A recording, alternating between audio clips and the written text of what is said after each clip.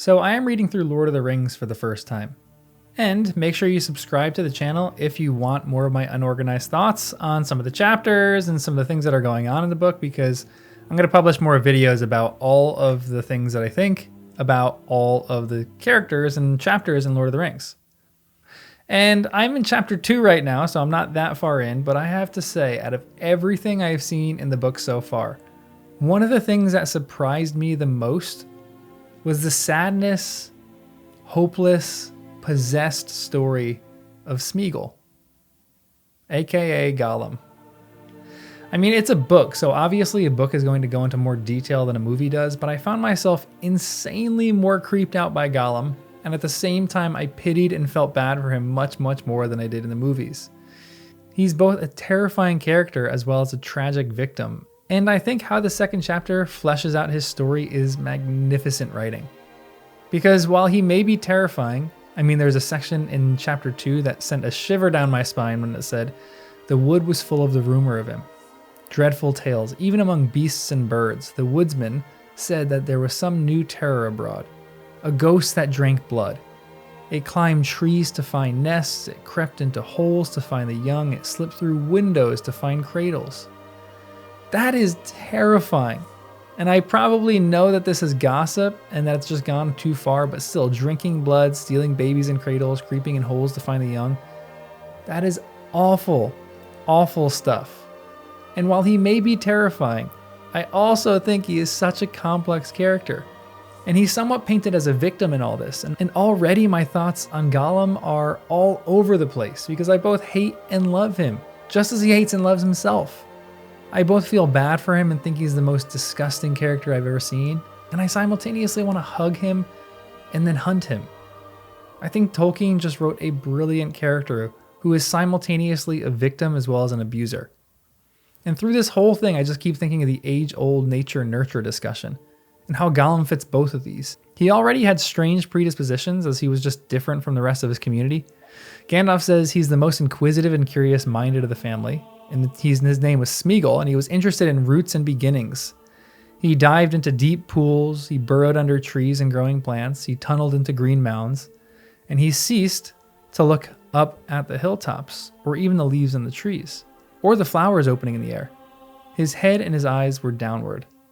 Which, yes, hobbits, and Gollum is a hobbit-like creature, love the things that grow and burrow into the ground. But Gollum seems to be a bit different from his people, and his curiosity ended up harming him.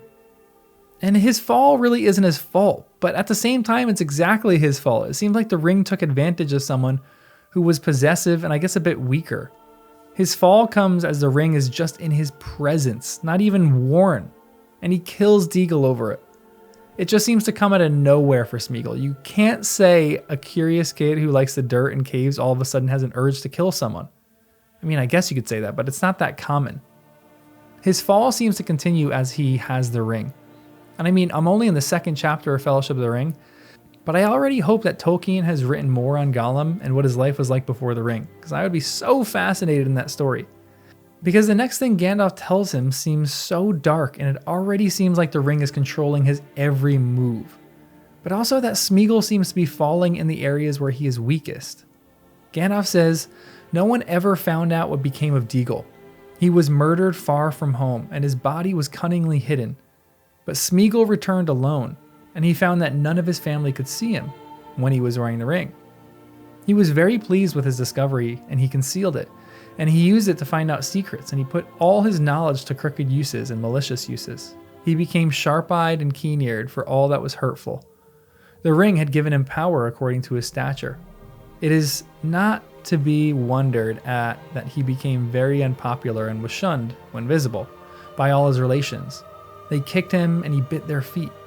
He took to thieving and going out and muttering to himself and gurgling in his throat, so they called him Gollum and cursed him, and told him to go far away. And his grandmother, desiring peace, expelled him from the family and turned him out of her hole." And from this point on, Smeagol seems to just crash and burn. His fall is magnificent, as his loneliness seems to grow. Something that feels like an all too common theme for Tolkien so far, as I found Bilbo to be an extremely lonely character in the first chapter. Gandalf says he wandered in loneliness, weeping a little for the hardness of the world. He made his home in the Misty Mountain, And when Frodo is absolutely disgusted by Gollum as Gandalf is telling the story, Gandalf actually defends him a lot. He says, there was something else in it, I think, which you don't see yet. Even Gollum was not wholly ruined. He had proved tougher than even one of the wise would have guessed, as a hobbit might. There was a little corner of his mind that was still his own, and light came through it, as through a chink in the dark. Light out of the past. It was actually pleasant, I think, to hear a kindly voice again, bringing up memories of the wind, the trees, and the sun on the grass and such forgotten things. Then he says that would only make the madness in him even angrier, which is such a tragic line. The very idea that he still had this ray of hope in his mind that drove him even crazier is so sad. Even the goodness of Smeagol makes him more mad. And one of the questions I have at this point is this his doing or is it the rings? Or a combination of both? Because his madness is truly on full display here as well. It's like the blueprint for how someone goes mad, and I think the solution for Tolkien is friendship. I'll talk about that later, but suffice it to say now that I think Tolkien believes in the power of a good friend. Now, Gandalf says he was altogether wretched. He hated the dark and he hated light even more. He hated everything, and the ring most of all. He hated it and loved it, as he hated and loved himself. He could not get rid of it. He had no will left in the matter. And that line hit me the most, to be honest. The very fact that he had no will left in the matter. It seems like to me that little place where Gollum's mind let light in was flickering now. Gandalf seems to believe that he can be rehabilitated and rescued, as he later tells Frodo. I have not much hope that Gollum can be cured before he dies, but there is a chance of it. Which again is a beautiful thing, to think that anyone can be redeemed, even a creature like Gollum. But from this point on, you essentially see Gollum devolve in his madness, and his madness just fully takes over. Because at this point, the ring abandons Gollum. Gandalf says that it had no use for him anymore, which is absolutely tragic. This is why I see him as somewhat of a victim. The ring only wants people who can help it. It uses people for its own gain. And when it was done with Gollum, it just leaves him in a state of absolute madness too, because all Gollum wants is to be free of the ring. But also all he wants is the ring. He goes absolutely crazy. Crazy enough that when Gandalf and Aragorn hunt him, which is insanely hard because the elves of Mirkwood, the people of Legolas, couldn't even catch or find him because he was so elusive. And when Gandalf and Aragorn actually capture him, they find that he starts to make up stories and actually believes them. When Gandalf recaps the story to Frodo, he says the murder of Deagol haunted Gollum, and he had made up a defense, repeating it to his precious over and over, as he gnawed bones in the dark until he almost believed it. It was his birthday. Deagol ought to have given him the ring. It had obviously turned up just so as to be a present.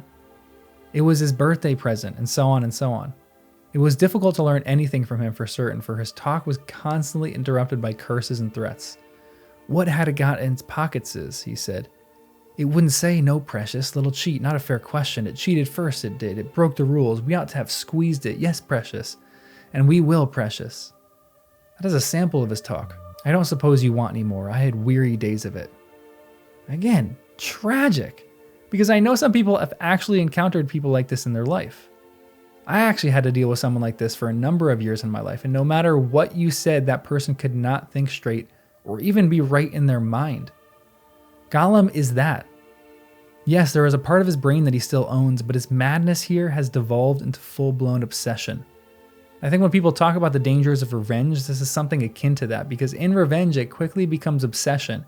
And when you get what you want, you realize you never really wanted it, and it doesn't make you feel any better. I guess this is also equivalent to a drug addiction too. Tolkien here writes brilliantly about a character I both hate and pity and love at the same time. And Frodo here absolutely hates Gollum. He hates this story, and especially that Gandalf keeps comparing Gollum to a hobbit, which is when the world-famous line comes in the movies, what a pity Bilbo didn't stab that vile creature when he had the chance. Pity? It was pity that stayed his hand. Pity and mercy not to strike without need.